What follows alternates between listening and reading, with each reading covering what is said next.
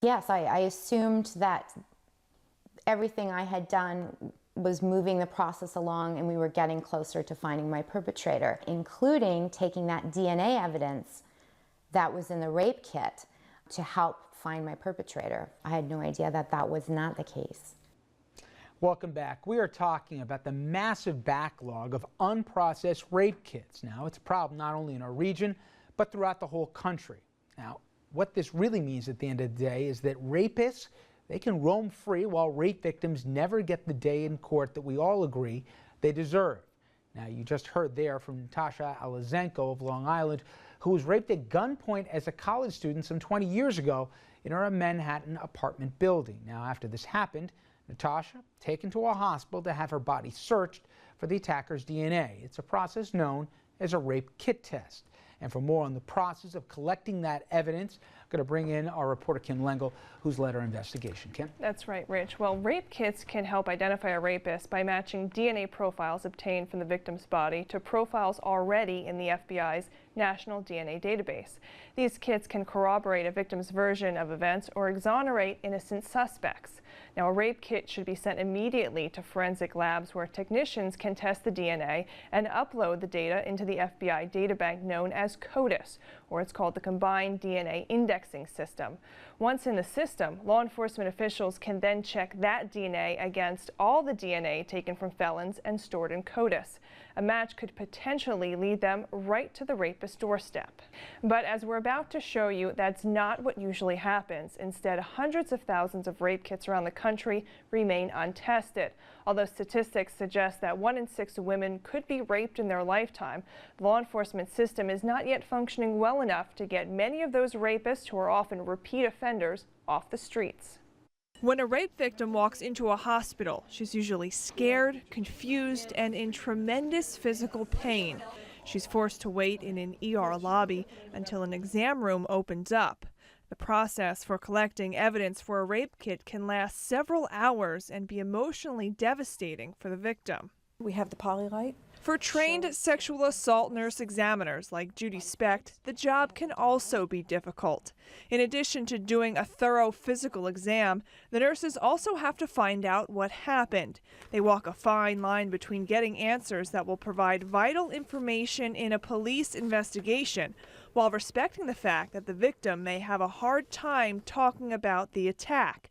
Judy says what makes her job so difficult is dealing with the many misconceptions. Sometimes they're a little reluctant to tell you that it started out as consensual because they feel they may not be believed, because that's part of it. They feel it was their fault. Most victims of sexual assault feel it's their fault anyway. If they initiated the sexual contact or participated in any of the contact, they're frightened that they will not be believed, or they're frightened that you'll think that it was their fault even more. The rape kit allows medical examiners to collect valuable DNA or forensic evidence that may have been left behind by the attacker. That includes every piece of clothing the victim was wearing. It all gets bagged separately. I would probably need 8 paper bags just for your clothing, 2 shirts, underwear, bra, necklace, shoes, stockings. Everything that you're wearing, even if it's not body fluids, it could be something that was in the environment where this happened. Could be vegetation if it happened on the side of the road. So all of that clothing has to be obtained, and each item has to be packaged separately. For those of you who have had a gynecological exam done, it's very similar in nature. They take swabs of any area the perpetrator has touched, has put their sexual organs in, so whether it's the mouth, whether it's vaginal, and etc. They collected the evidence. It was a very long process. That's followed up with medications, antivirals, antibacterials, as a way of making certain we do what we can to avoid any kind of sexually transmitted disease. In this envelope, there's a cardboard box.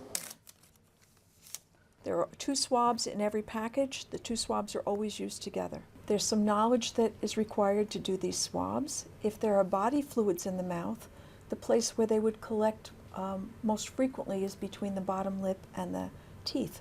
So that's a place where we swab. So you have oral swabs. What is A this? buccal swab, that's the inside of the cheek. That actually is for the patient's DNA. Trace evidence. What is Can that? be anything.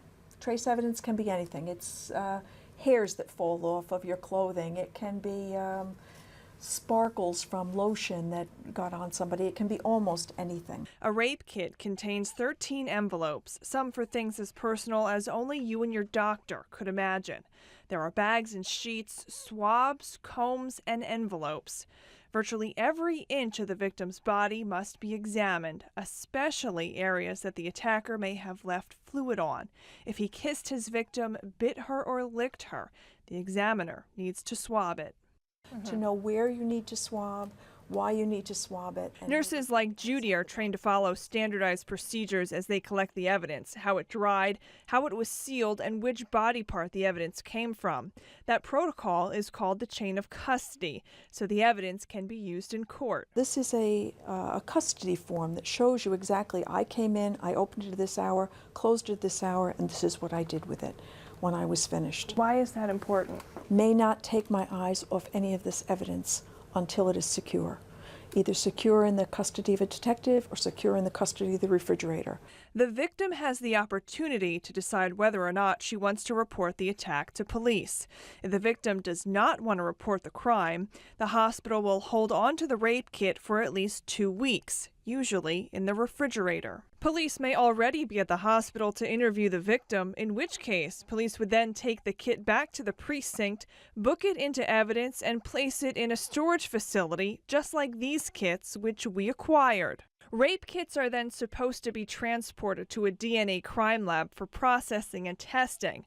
But the reality is, once the kits go into storage, some never come out. What happened with my kit is after the hospital took the DNA evidence, it was brought into police custody, and it sat in New York in particular. It was in the county clerk's office in their storage room. It sat there untouched. Nothing was done with it. To process a rape kit means that it's sent to a lab. Some jurisdictions have private labs, others use public labs. Once it's there, the DNA is processed and is put through codus, the database that can assist in the identification of suspects. But for then 20-year-old Natasha, a college student who was raped in her apartment building, that didn't happen. Natasha's kit was one of about 200,000 kits that sat unprocessed for years. It was almost like a revictimization. Okay, so you go to the hospital, you go through all these things in order to help the investigation, and it's all for nothing. The sexual assault nurse examiner you just met, Judy Specht, is part of a unique program intended just for victims of rape. That exam room you saw is located inside Suffolk County's Stony Brook Medical Center. It's one of just 3 in the county and is dedicated exclusively to the medical needs of rape victims. In most other hospitals, rape victims usually have to wait in emergency rooms, but at Stony Brook, they're ushered into that private room that you just saw. Rich? And good for Suffolk County. But in doing this piece, obviously you spoke to victims and you spoke to authorities on the subject.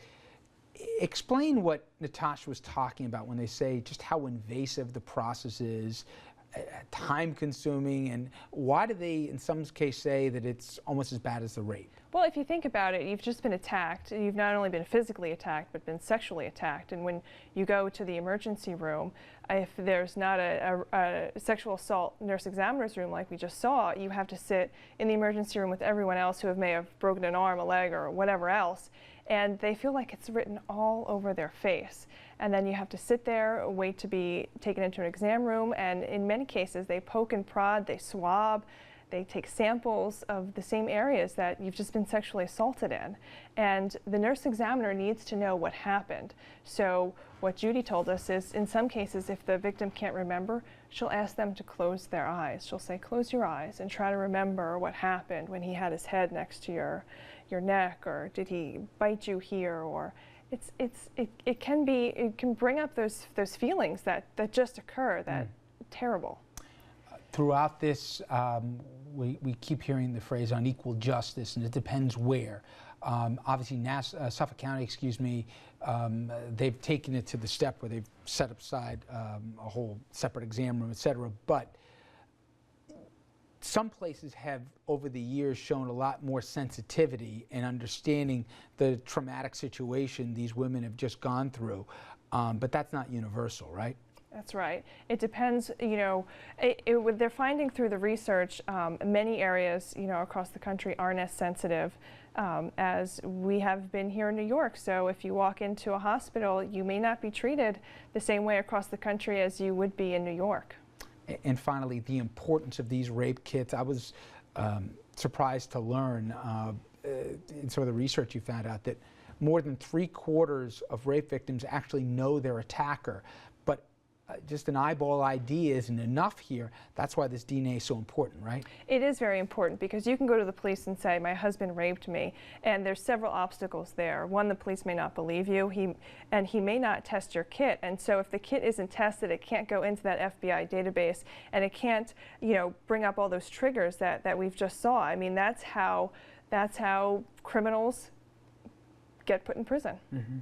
All right, Kim, thank you so much here. And the second part of our series tomorrow, part 3, and then obviously our special Thursday, right? Mm-hmm. Absolutely. And tomorrow we have a really special show for you. We're going to explore the reasons behind the rape kit backlog. They range from everything to budget cuts to too much discretion in the hands of too few in law enforcement. And as some people have said, it's also an issue with lawmakers. When you hear that anywhere from 200,000 to 500,000 kits sit around the country untested. Kits, people aren't thinking, those are people. Those are real people. It's a not very well kept secret among, you know, experts in the field that law enforcement don't really do much with these kits. And Rich, we're going to continue with our special series all this week. In the meantime, we want you at home to join in the conversation. Please go to our new webpage devoted exclusively to this issue. Log on to rnntv.com/rapekits and let your voice be heard. You can tell us your story or sound off on what you think should be done about the rape kits backlog. And our special series will culminate with an in-depth 1-hour investigation. It's this Thursday, March 22nd. Rich. All right, Kim, thank you very much here. We're going to be right back, everybody, with more RFL right after this.